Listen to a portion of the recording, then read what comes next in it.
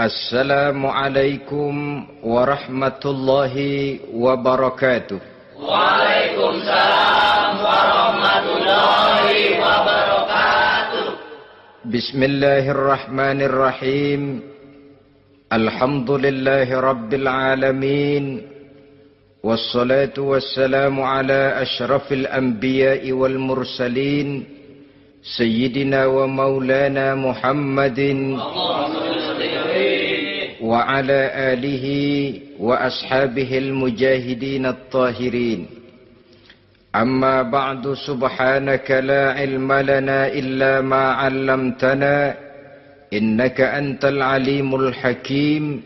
La hawla wa la quwwata illa billahil aliyyil azim. Saudara-saudara kaum muslimin, terutama adik-adik para remaja dan pemuda yang saya cintai. Apabila seseorang akan membangun rumah, tentu saja dia akan mengadakan beberapa pilihan. Sejak dari memilih lokasi di mana rumah itu akan didirikan, sampai kepada menentukan bahan-bahan kualitas yang akan dipakainya, sampai kemudian kepada wujud dan bentuk rumah yang akan ditinggalinya. Demikianlah bahwa untuk membangun sebuah rumah yang hanya untuk menaungi kehidupan di dunia ini, kita mengadakan berbagai macam pilihan. Apalagi kalau kita akan membangun sebuah rumah tangga yang kita harapkan tidak hanya akan menaungi kehidupan di dunia ini, tidak hanya untuk kepentingan kita saja, tetapi juga untuk kepentingan anak cucu kita di belakang hari, termasuk sampai kepada hari akhirat nanti. Oleh karena itu, pada pertemuan kali ini, saya hanya ingin khusus berbicara kepada adik-adik remaja dan para pemuda, bagaimana sebaiknya memilih jodoh menurut ajaran agama Islam. Dalam Al-Quran, Allah subhanahu wa ta'ala menjelaskan, Zuyyina linnasi hubbus syahawati minan nisa. Bahwa manusia, apapun jenisnya, asal dia bernama manusia, dihiasi dengan perasaan cinta kepada perempuan. Jadi sejak dahulunya, secara fitrah, laki-laki senang kepada perempuan, sebagaimana perempuan pun senang kepada laki-laki. Dihiasi rasa cinta ini dalam kehidupan manusia. Dan oleh karena adanya rasa cinta, berkembanglah segala macam persoalan. Sehingga seorang ahli cinta pernah berkata, cinta adalah 5 huruf yang membuat persoalan tidak akan pernah selesai. 5 huruf yang membuat persoalan tidak akan pernah selesai-selesai. Tetapi dalam kehidupan sehari-hari sering kita saksikan bahwa cinta ini bisa mendorong, memberikan motivasi yang baik, dan cinta ini pun bisa juga memberikan dorongan yang tidak baik. Oleh karenanya, apabila cinta itu ibarat setetes embun yang jatuh di bumi yang subur, akan tumbuhlah di atasnya aneka ragam bunga-bungaan yang harum semerbak, indah mewangi, sedap dipandang orang, menebarkan rasa aman, damai, sentosa, dan begitu selanjutnya. Tapi jika cinta itu jatuh di hati yang gersang dan tandus, tidak ada yang akan dapat tumbuh di sana selain sirih memanjat batu, kuning daunnya, lemah gagangnya. Maka cinta yang semacam itu tidak akan memberikan dorongan positif kepada seseorang di dalam kehidupannya. Maka lebih dahulu kita akan membicarakan cinta dalam artian yang positif ini, untuk nanti sampai kepada perempuan yang bagaimana yang harus kita cintai, atau laki-laki yang bagaimana yang harus dicintai oleh seorang perempuan. Saudara hadirin yang saya hormati, cinta dalam artian yang positif, pertama, dia selalu mendatangkan keindahan. Yang kedua, cinta itu memberikan energi atau semangat untuk berjuang. Dan yang ketiga, cinta itu selalu membawa resiko dalam bentuk pengorbanan. Maka cinta yang positif pertama melahirkan keindahan. Disinilah orang memerlukan filter atau saringan. Sebab keindahan yang didasarkan karena cinta itu merupakan satu keindahan yang relatif saja. Boleh jadi karena indah orang jadi cinta, boleh juga jadi karena cinta segala sesuatu terasa jadi indah. Namun bagaimanapun juga, kalau hati sudah diliputi oleh rasa cinta, segalanya akan terasa menjadi indah. Cinta itu adalah keindahan. Yang kedua, cinta itu energi, melahirkan dorongan dan semangat. Yang lemah bisa menjadi kuat, yang takut bisa menjadi berani, yang jauh jadi terasa dekat. Itu semua karena dorongan cinta. Dan dari energi ini lahirlah yang ketiga, bahwa cinta adalah pengorbanan. Sehingga orang berkata, berani bercinta artinya harus berani berkorban. Takut berkorban, jangan bercinta. Kalau cinta ini kita salurkan kepada nilai-nilai agama umpamanya, yang pertama, cinta mendatangkan keindahan. Kita cinta kepada agama, maka apapun yang diperintahkan oleh agama akan terasa menjadi indah. Solat akan terasa menjadi indah. Puasa terasa menjadi indah. Zakat terasa menjadi indah. Jihad pun akan terasa menjadi indah. Persis kalau kita cinta kepada seorang gadis. Jika kita cinta kepada seorang gadis, apanya saja akan kelihatan menjadi indah. Jalannya terasa indah, lenggang-lenggoknya terasa indah, suaranya merdu padahal cemprengnya bukan main. Seluruhnya akan mendatangkan keindahan karena dasarnya sudah cinta. Cinta membawa kepada keindahan. Yang kedua, cinta itu melahirkan energi. Orang yang cinta kepada agama akan lahir tenaga dan semangatnya melaksanakan ibadah, melaksanakan puasa, melaksanakan zakat, melaksanakan solat, melaksanakan haji, bahkan melaksanakan jihad sekalipun. Cinta selamanya menimbulkan energi dan semangat. Sama saja dengan kita apabila jatuh cinta kepada seorang gadis, walaupun rumahnya jauh, katanya, gunung pun akan kudaki, lautan pun kuseberangi. Untuk apa itu? Untuk menemui apa yang kita cintai. Cinta selamanya melahirkan energi. Capek tidak terasa, lelah tidak terasa, semuanya tertutup oleh keindahan yang bernama cinta. Lalu yang ketiga, cinta membawa pengorbanan. Apabila kita cinta kepada agama, maka pengorbanan terhadap apapun yang diminta oleh agama, baik itu pengorbanan waktu, tenaga, pikiran, harta, bahkan pengorbanan nyawa sekalipun, kita tidak akan berat melaksanakannya karena cinta kita kepada agama yang kita anut ini. Demikian juga cinta kita kepada seorang perempuan akan membuat kita rela berkorban. Apapun yang dia minta, jangankan kita tidak mampu, jangankan kita mampu, kita tidak mampu sekalipun, kita masih berusaha untuk mampu guna memenuhi tuntutan si buah hati belahan jantung. Kadang-kadang malam minggu si doi ngajak nonton. Umpamanya, duit tidak ada, gajian belum, kerja enggak. Timbullah inisiatif. Entah sepatu kita jual ke tukang loa, entah celana mampir dulu ke tempat lain. Yang penting kita berkorban untuk memenuhi permintaan si buah hati belahan jantung. Ketika itu pengorbanan sudah tidak kita rasakan lagi.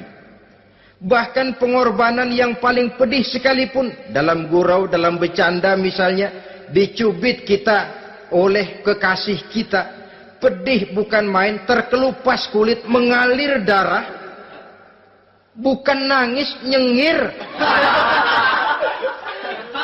malah kadang-kadang minta tambah dicubit lagi. Itulah romantikanya cinta, sanggup membuat orang berkorban, melahirkan energi dan semangat, menambah keindahan dalam kehidupan, sepanjang dia dalam artian yang positif.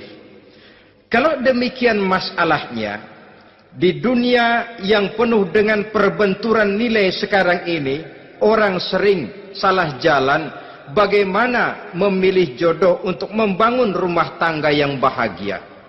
Jangan lupa bahwa membangun rumah tangga ini bukan hanya untuk 1-2 bulan, bukan hanya untuk 1-2 tahun, bahkan bukan cuma untuk kehidupan dunia, lebih daripada itu pun untuk menunjang kebahagiaan di akhirat.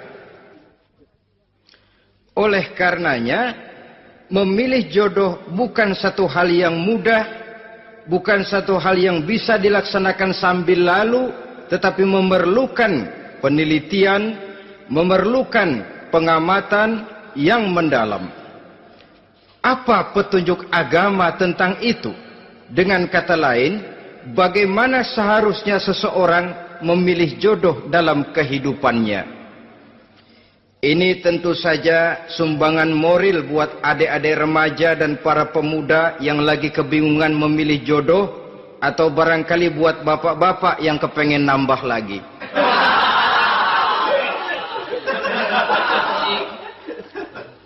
Mohon maaf kepada ibu-ibu, saya tidak menganjurkan, cuma ngajarin. Yang pertama, menurut Nabi, nikahilah perempuan itu karena rupanya, karena hartanya, karena keturunannya, dan karena agamanya. Ada 4 motif utama di sini. Pertama, memilih jodoh, lihatlah rupanya. Lagian siapa yang kepengen dapat jodoh rupanya nggak karu-karuan? Cari rupa yang cantik, indah, dan menawan. Namun jangan lupa, saya katakan di zaman di mana sering terjadi benturan nilai seperti sekarang ini, orang sulit untuk mendapatkan keaslian. Di mana teknologi sudah sedemikian canggih, di mana ilmu kedokteran sudah sedemikian maju, maka berbagai macam rupa bisa dibentuk dengan apa yang dinamakan operasi plastik misalnya. Yang pesek bisa dibikin mancung, kuping yang kelebaran bisa dibikin sedang, pipi yang kembung sebelah bisa dibikin rata, janggut yang tidak menarik bisa dibikin bak lebah bergantung katanya. Oleh karena itu, kalau pilihan hanya tertuju kepada rupa yang cantik saja semata-mata, kita sudah melakukan satu kesalahan yang sangat besar. Sebab apa? Diperingatkan oleh Nabi melalui hadis Ibnu Majah, Bazar dan Baihaqi dari Ibnu Umar. Janganlah kamu kawini seorang perempuan karena kecantikannya, sebab kecantikan boleh jadi akan mencelakakan. Jangan juga kamu kawini perempuan karena hartanya, sebab kekayaan biasanya akan mendatangkan kesombongan. Tetapi kawinilah karena agama dan akhlaknya, karena itulah yang akan membawa kepada kebahagiaan. Saudara-saudara kaum muslimin, terutama adik-adik remaja dan para pemuda, dikala usia puber, apalagi mata baru terbuka, awal balik namanya, remaja sering kehilangan filter. Pokoknya asal ngelihat rupa yang sudah lemot, denok, geboy, pikiran pun hanyut, malam terkenang, siang terbayang, tidur tak nyenyak, makan tak enak katanya, selalu terbayang wajah si doi. Dikala itu orang kehilangan pertimbangan bahwa rupa yang cantik kadang-kadang sering menipu. Diriwayatkan oleh Imam Ibnu Abbas, satu hari ketika sedang kumpul dengan para sahabat, lewatlah orang dengan potongan potongan orang kaya. Kelihatan kan, orang kaya sama orang miskin jalannya aja lain kan. Jalannya saja, jangan gaya hidupnya, jalannya saja lain. Liwat dia, Rasul bertanya kepada seorang sahabat, menurut pendapatmu bagaimana orang yang lewat itu?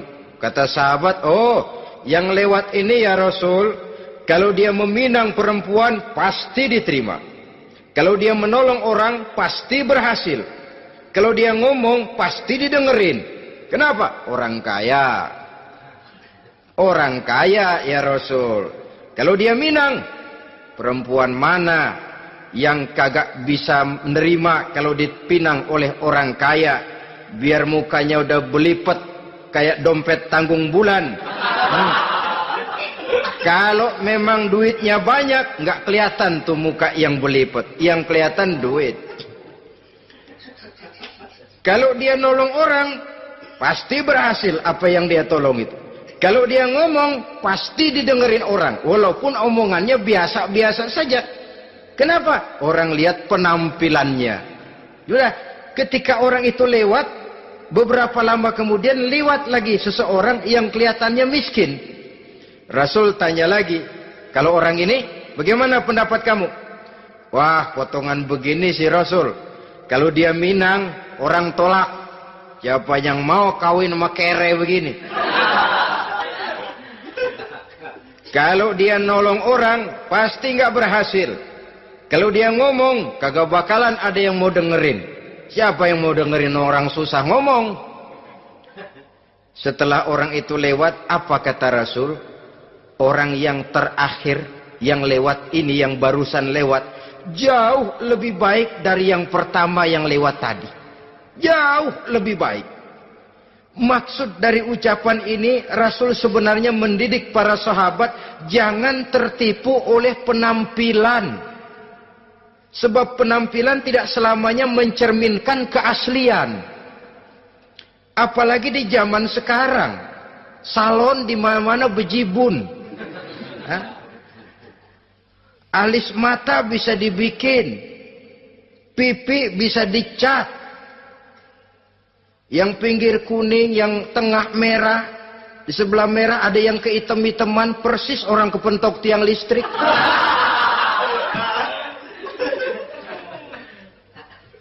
Kecantikan yang artifisial, kecantikan yang bukan alami. Karena itu silakan saja cari yang cantik, tapi jangan terpaku sampai di situ. Sebab kecantikan di samping dia mudah berubah oleh pergeseran masa dan pertukaran waktu, ternyata penampilan tidak selamanya mencerminkan keaslian. Lain hari seorang sahabat pernah mengadu, "Ya Rasul, ada apa? Inna imra'ati la turaddu yadul lamis." Ya Rasul, istri saya tidak pernah menolak tangan orang laki yang menjamahnya, mengajak salaman kepadanya. Apa jawab Rasul? Ceraiin aja. Tapi hati saya berat ya Rasul, saya cinta betul sama dia. Ya kalau hatimu berat, jaga dia baik-baik. Nah, dari riwayat ringkas ini kita ambil satu perbandingan. Memang punya istri berwajah cantik itu kadang-kadang si malakama kalau imannya tidak kuat. Si malakama. Kita diemin aja, binal, makan hati, nggak aman, nggak tentram. Jangan-jangan saya berangkat ke kantor, dia ngompreng. Buah si malakama, seperti orang tadi, ya Rasul. Istri saya kelihatannya sebenarnya tidak negatif maksudnya ini, cuma bersalaman, tapi terlalu ngobrol. La turaddu yadul lamis, tidak pernah menolak orang yang ngajak salaman. Ya sekedar salaman. Tapi kan awalnya dari salaman. Kalau sudah salaman kan strum bisa ngederdet dari tangan situ. Kata Rasul sederhana saja. Ya kalau memang begitu ceraiin. Saya nggak kuat Rasul. Saya cinta betul sama dia. Kalau kau tak kuat berpisah dengan dia, jagalah dia baik-baik. Ajar, didik, tanamkan rasa keagamaan di dalam hatinya. Saudara-saudara kaum muslimin, jadi rupa yang cantik tanpa didasari oleh nilai-nilai agama akan membuat seorang suami di rumah tangganya seperti si malakama. Seperti berhadapan dengan buah si malakama kalau tidak diiringi dengan nilai-nilai moral yang luhur dan bekal agama yang tangguh. akan pergi jauh dari rumah rasanya tidak aman, sedangkan di rumah saja siapa yang akan mencari nafkah, dan begitu selanjutnya.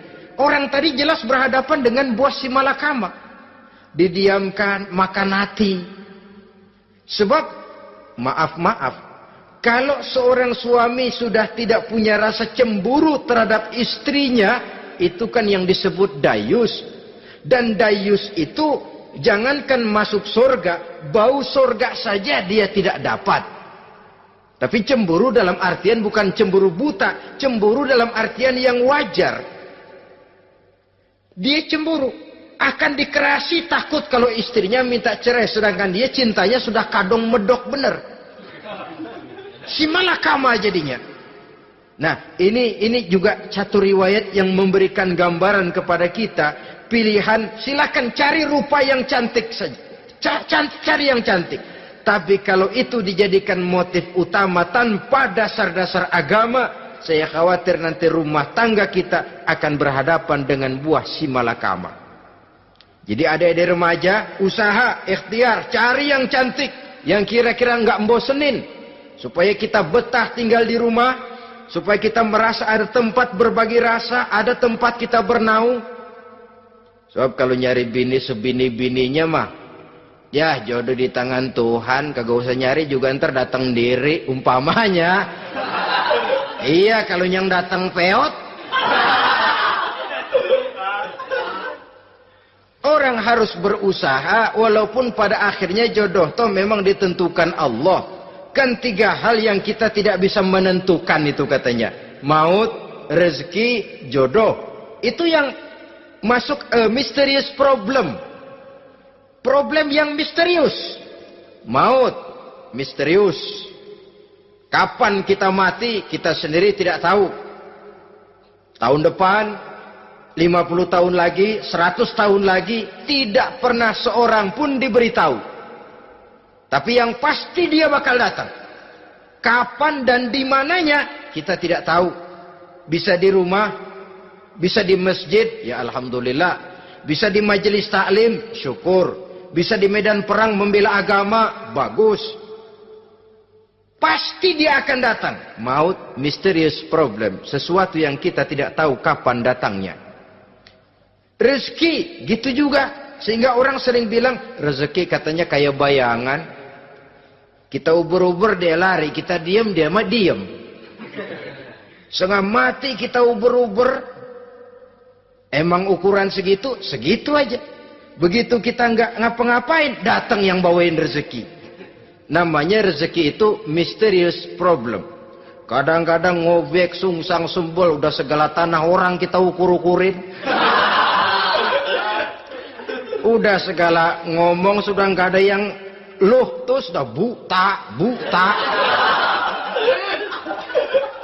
Tapi memang bayangan, kalau belum rezeki ya belum.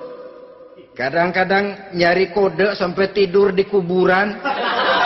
Belepotan tanah kuburan loh. Yang aneh lagi kadang-kadang orang gila ditanyain. Allahu Akbar, ini kode-kode zaman sekarang ini. Sampai orang waras nanyain orang gila, itu gimana itu? Ini sudah efek yang betul-betul negatif. Sudah jelas orang gila kok ditanya. Apa kira-kira yang nanya nggak lebih gila dari yang gila itu?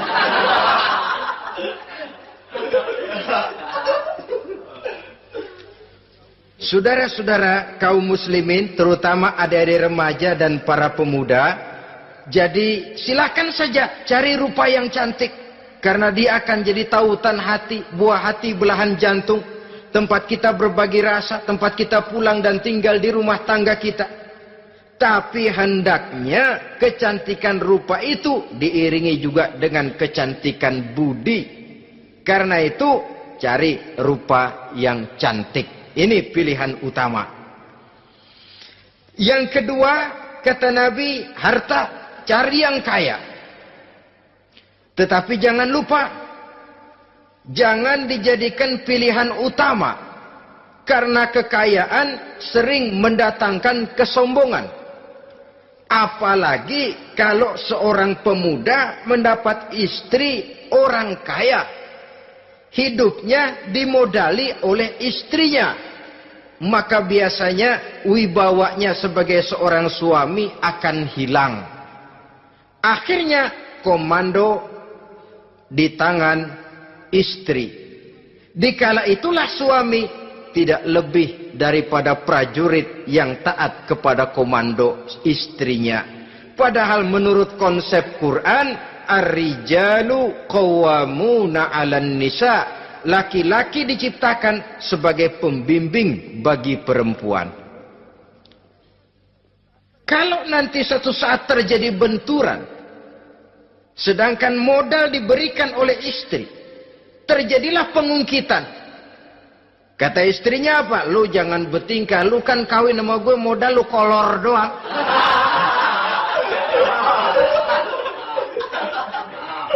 Kalau sekarang bertingkah silakan keluar rumah. Bawa seperti engkau datang dulu, jangan bawa apa-apa. Pergilah seperti engkau datang dulu kemari. Hilanglah wibawa seorang suami. Suami kalau udah digentak sama istri begitu, ngelempuruk kayak ayam sampar. Di mana lagi letak wibawanya? Harta sering mendatangkan kesombongan. Oleh karena itu, walaupun diperintahkan cari yang keturunan orang kaya, tapi maksudnya jangan dompleng. Sebab kepribadian seorang suami akan ditentukan oleh sifatnya sendiri. Keberadaannya ditentukan oleh karya dan perbuatannya sendiri. Itulah yang akan menampilkan kepribadian dia dalam kehidupan di masyarakat ini. Saudara-saudara kaum muslimin, terutama adik-adik remaja dan para pemuda, kan kadang-kadang di zaman sekarang kan kelas-kelas gigolo, playboy ya, nyari tante-tante kesepian, mejeng-mejeng di pinggir-pinggir jalan dengan harapan apa? Ya barterlah, tukar tambah, nah, supaya dapat rokok, dibelikan pakaian, motor dan sebagainya. Tapi yang jelas hilang harga diri sebagai laki-laki, dan itu yang paling mahal. Kalau seorang laki-laki sudah kehilangan harga diri, apalagi yang bisa dibanggakan dalam kehidupan ini? Apa artinya naik mobil kalau kepala tertunduk ke bawah? Apa artinya jalan di tengah masyarakat kalau kita tidak bisa menengadah dengan satu kebanggaan? Hilangnya harga diri merupakan kehancuran awal dari sebuah pribadi yang untuk jangka panjang kita tidak akan bisa lagi berbuat banyak. Tanpa harta orang memang sulit untuk bahagia, tapi harta semata-mata bukan merupakan jaminan bahwa orang lantas akan bahagia. Saya barangkali harus berkata, banyak orang miskin yang kaya, tapi tidak sedikit orang kaya yang miskin. Saya ulangi ini, banyak orang miskin yang kaya, tetapi tidak sedikit orang kaya yang miskin. Nah, bagaimana pengertiannya? Orang miskin yang kaya, materinya sederhana, peralatan rumah tangganya sederhana, tapi hatinya kaya. Oleh karena hatinya kaya, jiwanya lapang. Sebaliknya, orang kaya yang miskin, di tengah kelimpahan materi yang berlimpah, segalanya serba ada, hatinya yang miskin. Kelimpahan materi tidak akan sanggup mengobati kemiskinan hatinya. Sehingga di tengah kehidupan yang serba ada, dia masih merasa kurang, maka dia tidak pernah cukup. Di tengah kemilauan dan gemerlapan serta glamornya rumah mewah, dia merasa hidup di tengah gurun pasir yang gersang dan tandus. Karena itu, biarlah miskin harta tapi kaya budi, daripada kaya harta tapi miskin budi. Lebih utama lagi, kaya harta, kaya budi. Itu idealnya. Dasar pilihan ketiga, sesudah rupa dan harta, menurut Nabi, keluarga. Faktor keturunan sangat menentukan. Pepatah mengatakan, buah apel akan jatuh tidak terlalu jauh dari pohonnya. Biasanya, kalau bapak kalong, anak kampret. Bapak nyolong, anak nyopet. Itu fotokopi. Saudara-saudara, sungguh pun demikian, faktor keluarga bukan merupakan yang paling dominan. Karena segalanya memang bergantung kepada hidayah dari Allah Subhanahu wa ta'ala. Kalau hidayah datang, bisa saja anak maling bisa jadi kiai. Kalau hidayah datang, bisa saja anak Nabi malah ikut bersama orang-orang kafir. Pada akhirnya orang mau besar atau tidak, bukan dengan jalan menyempeng kepada keturunan orang lain, tapi ditentukan oleh kepribadian dirinya sendiri. Tidak bisa kita menjadi besar dengan menyebut kebesaran orang lain. Itu sebabnya dicontohkan oleh Imam Ali pada saat beliau berkata, "Laisal fata may yaqulu kana abi, walakinnal fata may yaquluha anadha." Anak muda yang gentleman adalah anak muda yang berani berkata, "Inilah saya." Bukan anak muda yang membanggakan leluhurnya. Ini kan zaman sekarang ini lagi ngetop-ngetopnya lagu-lagu cengeng katanya dah. Sebenarnya menurut saya bukan cuma lagu cengeng yang jadi masalah. Lagu cengeng cuma satu efek dari sikap yang lebih utama dari itu, yaitu mental cengeng. Kalau mental sudah cengeng, apapun yang kita lakukan akan jadi cengeng. Tidak cuma lagu, kebudayaan yang lahir akan kebudayaan cengeng. Jadi pengusaha cengeng. Jadi pejabat cengeng. Jadi kiai cengeng. Kenapa? Mental cengeng. Di antara mental cengeng itu apa? Mengandalkan fasilitas atasan. Kalau tidak ada fasilitas dari atas, lantas tidak bisa berbuat apa-apa. Cengeng. Menjadi besar bukan karena karier pribadi, tapi karena nasib katrolan. Itu pun termasuk mental cengeng. Sedikit gagal, bagaimana sedikit jalan buntu, sedikit deadlock, lu ngapain lu melulu? Saudara hadirin yang saya hormati, jadi lebih penting dari sekedar lagu-lagu cengeng, saya malah lebih suka bicara mental cengeng ini. Mental yang cepat putus asa. Mental yang tidak mau mengeluarkan usaha maksimal. Mental yang hanya mengandalkan fasilitas. Sedangkan pribadinya tidak lebih daripada pribadi sumuhun dawuh, pribadi kulo nuwun, pribadi kumaha juragan wae, pribadi oke bos, pribadi asal bapak senang. Bukankah itu semua merupakan cermin dari mental-mental yang cengeng, yang untuk jangka panjang tidak akan pernah menguntungkan daripada pembangunan bangsa dan negara yang kita cintai ini. Seseorang mau besar atau tidak, bukan dengan jalan menyempeng kepada kebesaran orang lain. Bahkan Syauqi dalam sebaik syairnya yang lebih tegas mengatakan, wa syarrun nasi zu khumulin iza fakhartahum zakarul jaduda wa syarrun nasi wa khairun nasi zu syarafin qadimin aqama li nafsihi syarafan jadida. Generasi yang paling jelek adalah generasi pemalas. Kalau kelihatan orang lain lebih hebat dari dia, disebut-sebutnya kebesaran nenek moyangnya. Dia sendiri nggak punya prestasi apa-apa. Kerjanya cuma ngandeli babe. Kerjanya cuma menggelayuti fasilitas orang tuanya. Tanpa itu, dia tidak akan punya nilai dan harga sama sekali. Ini generasi paling jelek. Kalau orang lain kelihatan lebih hebat, dia sebut nenek moyangnya. Lo sih belum apa-apa lo, baru kopral lo. Engkong gua no, komandan Hansip. Engkongnya yang disebutin. Dia sendiri tidak punya prestasi apa-apa. Jadi silahkan saja cari gadis dari keturunan keluarga yang baik-baik. Tapi jangan jadikan tendensi utama, jangan dengan niat untuk menyempeng kepada kebesarannya. Tapi paling tidak dengan niat agar mudah-mudahan dari benih yang baik ini akan lahir keturunan-keturunan yang baik pada akhirnya nanti. Itu yang kita harapkan. Bukan lalu dengan pertimbangan, weh, mertua gue bos nih, kali aja begitu gue kawin aja mampus. Ini semua warisan kan jatuh kemari semua. Kalau itu niatnya sudah jelas salah.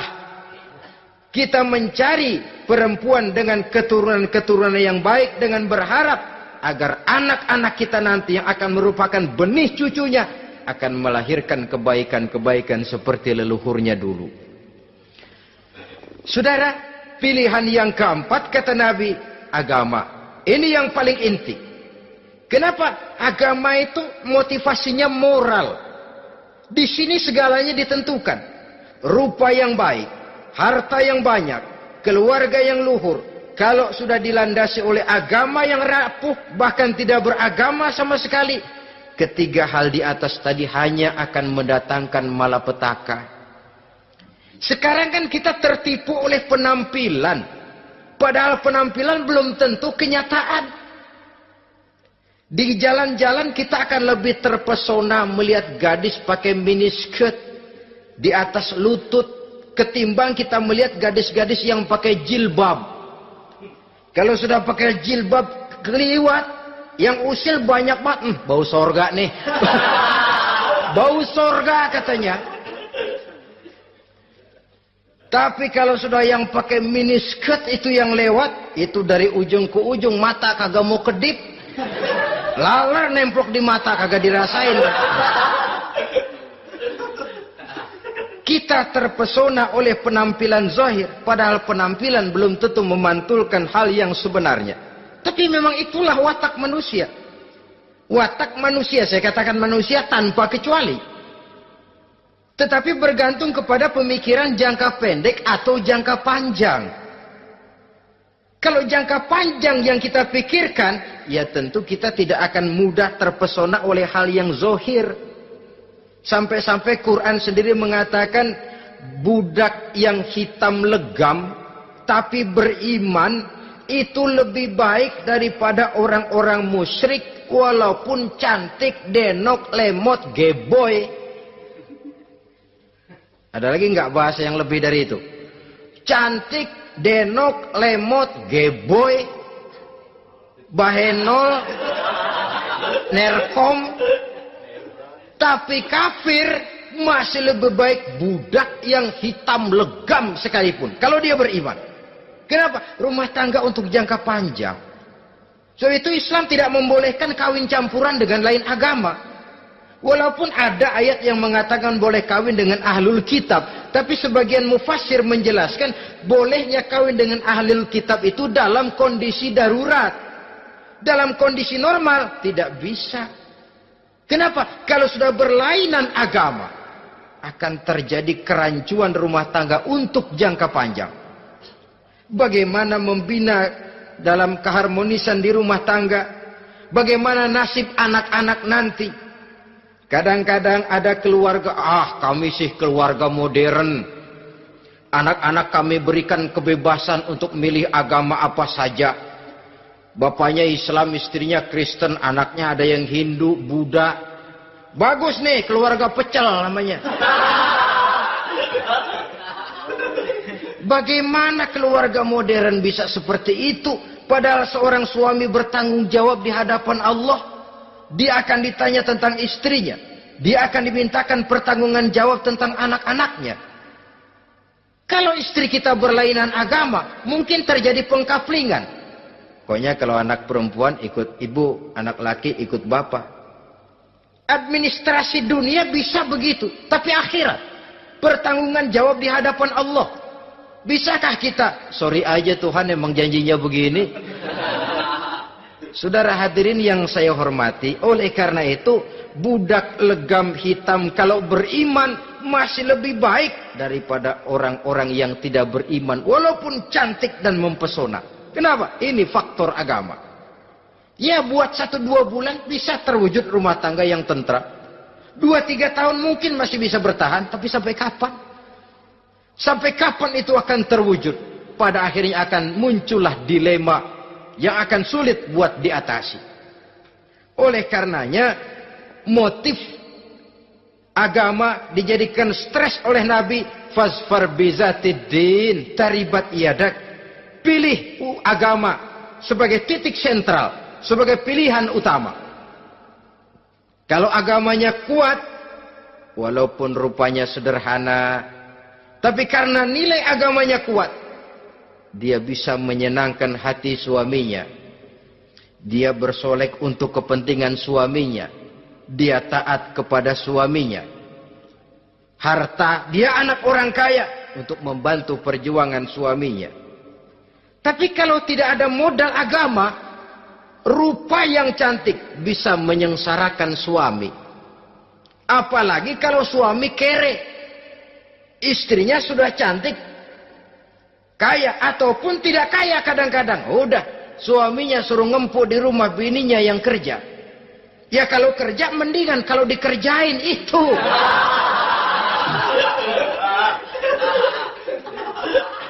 Itu yang repot. Saudara hadirin yang saya hormati, dan ini bukan satu dua kasus. Alangkah malangnya kalau sudah terkena hal seperti itu. Akhirnya seperti pengaduan sahabat kepada Rasul tadi. Mau diceraiin, cinta saya udah medok benar Rasul. Enggak diceraiin, hati saya ngebet, pegel. Si malakama akhirnya.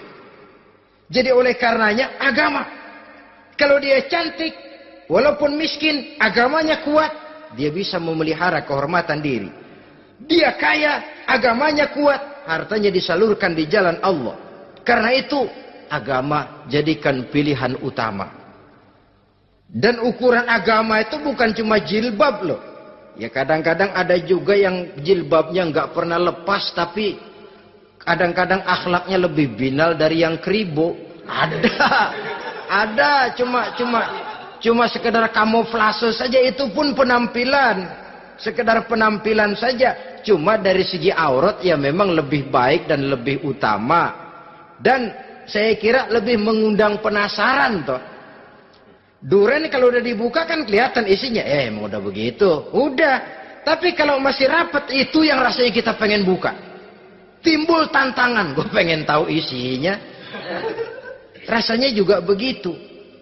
Sama saja dengan baju. Kalau dibungkus rapat di plastik, ditaruh di etalase, adanya di toko mau serba ada. Tahu kita barang mahal nih. Biar punya duit, kita mau nawar ragu-ragu, takut nggak cukup. Tapi kalau barang sudah dibuka di jalanan, diobral di pinggir jalan, murahan, 1.003 masih dicampur odol.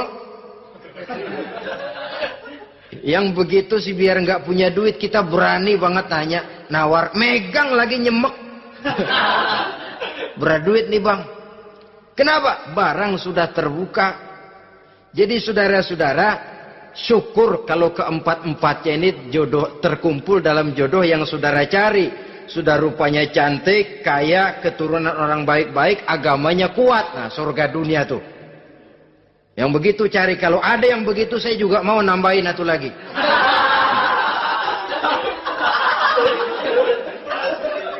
Tapi yang kumpul keempat-empatnya ini terus terang saja langka. Makhluk langka ini. Kadang-kadang cantik, kaya, keluarganya hebat, agamanya nol, akhlaknya kayak setan. Tapi yang paling celaka kalau empat-empatnya kagak ada.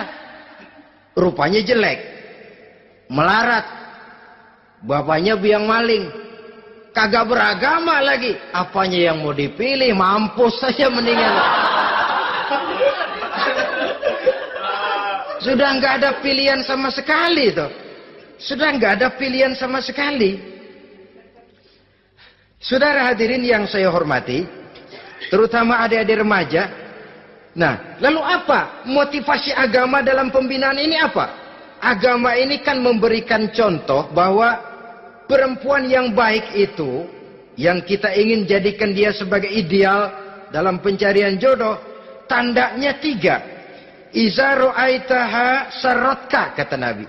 Kalau dipandang, dia bisa menggembirakan kamu. Kan ini yang penting buat seorang suami. Kalau saudara nanti jadi suami, punya istri yang jadi partner setia mendampingi suaminya. Kalau dilihat nggak bosenin, Kenapa? Dia berdandan untuk nyenangin hati suaminya. Enggak bosenin. Kan kadang-kadang ada bini kalau kita pulang demok aja fotonya.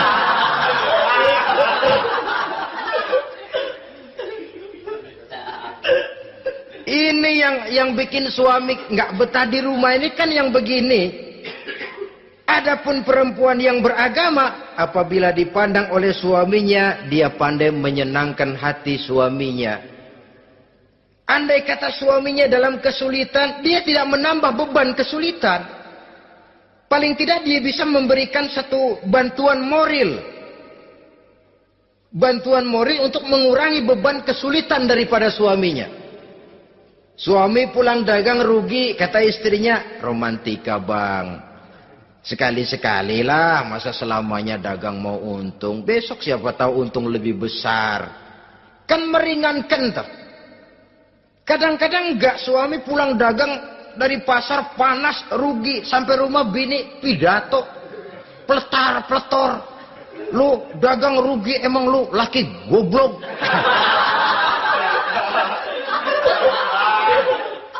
Sudahlah di pasar rugi, di rumah digoblok-goblokin. Ini nanti kena penyakit broken home yang begini ini. Padahal kesuksesan di kantor, kesuksesan di pasar, kesuksesan di medan tugas selalu dimulai dari kesuksesan dan ketenangan dari rumah tangga. Dia berhias untuk kepentingan suaminya, tidak terlalu berlebihan, dan suaminya pun pandai menghargai istrinya dengan kata-kata yang menimbulkan gairah dan semangat. Oleh istrinya bersorak, kamu makin cantik saja. Jangan juga kadang-kadang suami ketus. Ngelihat dasu pulang kantor, lihat suaminya, istrinya dandan rapi. Tumben lu mau bekasin apa? Mau bekasin katanya.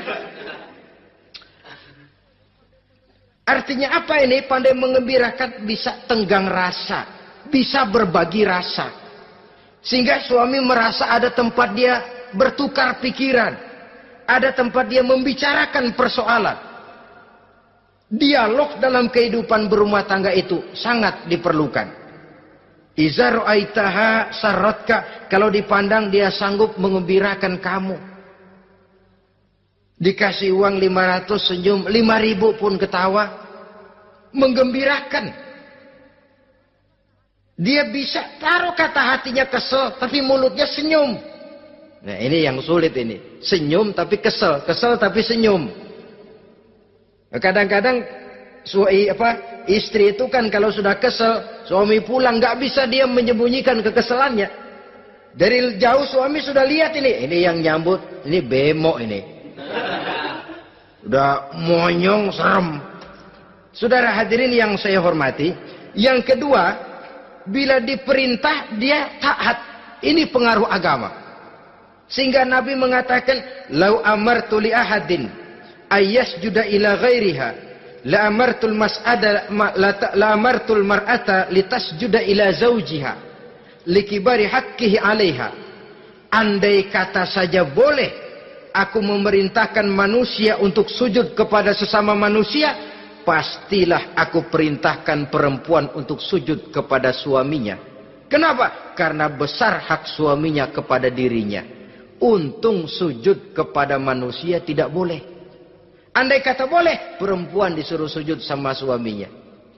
Ini tidak perlu sampai sujud, cium tangan saja minta ridho suami. Kadang-kadang perempuan sekarang berat. Paling banter setahun sekali lebaran doang. Laki pulang sembahyang tubruk, cium tangan, minta redo, nangis segala macam. 3 hari habis lebaran, beras habis, monyong aja lagi.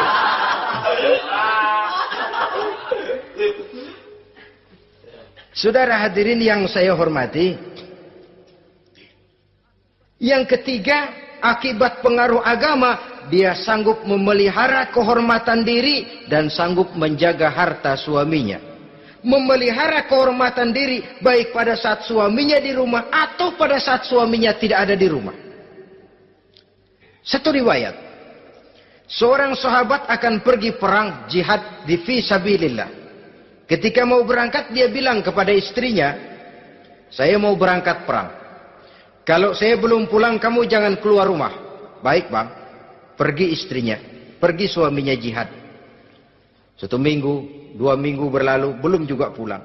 Satu hari datang utusan dari rumah orang tua si istri ini. Assalamualaikum bu. Waalaikumsalam. Ada apa? Ada berita kurang enak bu. Orang tua ibu sakit parah. Mohon tolong ditengokin. Apa kata si istri? Maaf saja, suami saya belum pulang dari medan perang. Saya belum dapat izin keluar rumah kalau dia belum pulang. Tolong sampaikan maaf saya kepada orang tuanya. Pulanglah utusan tadi. Besok balik lagi. Bu, ada apa?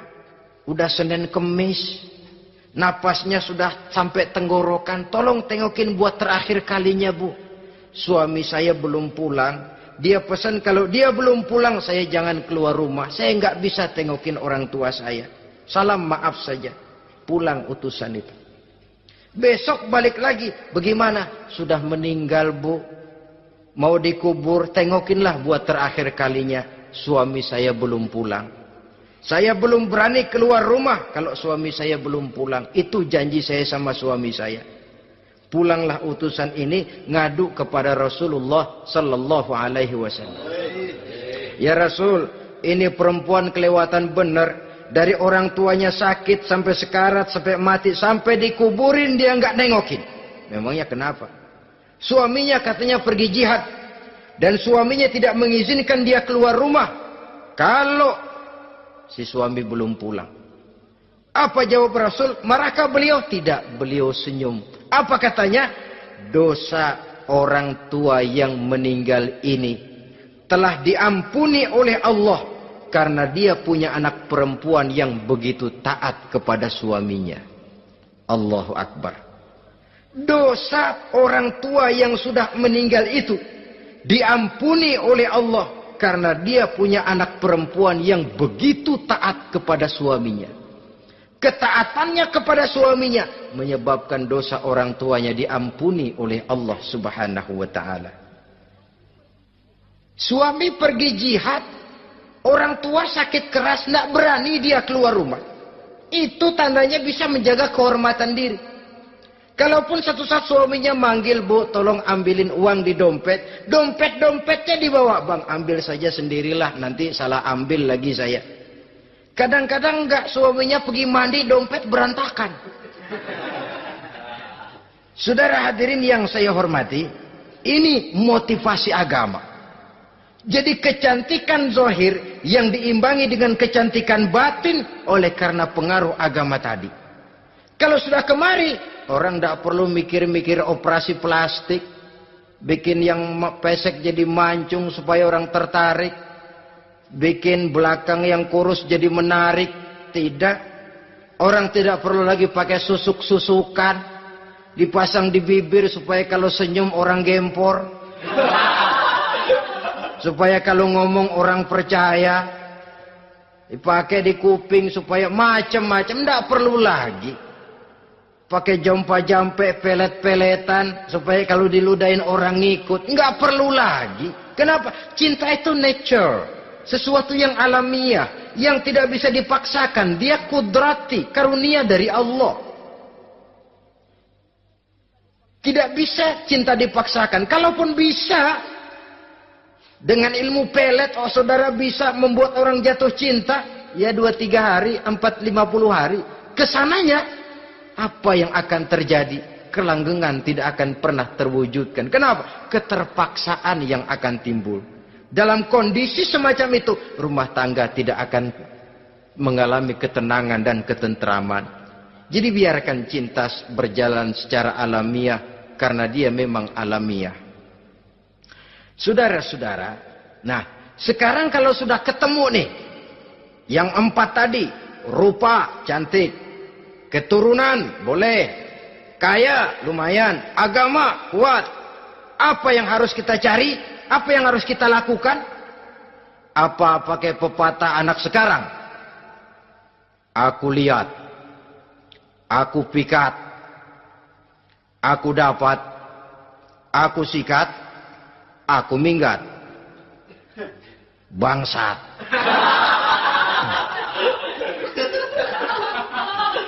Itu kan ada moto cinta kilat begitu tuh. Cinta kilat katanya. Aku lihat, aku pikat, aku dapat, aku sikat, aku minggat. Bangsat. Atau kita harus hanyut dalam arus free love, free sex, samenleven, eksperimen dulu? Tidak. Islam menganjurkan kalau memang seret, ini rasanya ini nih, mantap gue nih. Apa yang diajarkan oleh Islam selanjutnya? Meminang, saudara-saudara. Meminang adalah langkah awal untuk mengikat tali pernikahan. Diizinkan meminang. Dan di dalam meminang pun diizinkan untuk melihat. Cuma kalau boleh, ya syaratnya itu, waktu melihat itu jangan sampai ketahuan si perempuan yang akan kita pinang itu. Untuk apa kita meminang? Pertama, untuk yakin. Yakin bahwa perempuan yang kita inginkan ini sudah kumpul syaratnya itu, tidak ada cacatnya. Yang kedua, untuk memperkuat tekad hidup berumah tangga. Diperlukan meminang. Adapun adat itu berbeda, tapi bahwa konsep meminang itu dalam Islam ada, itu jelas.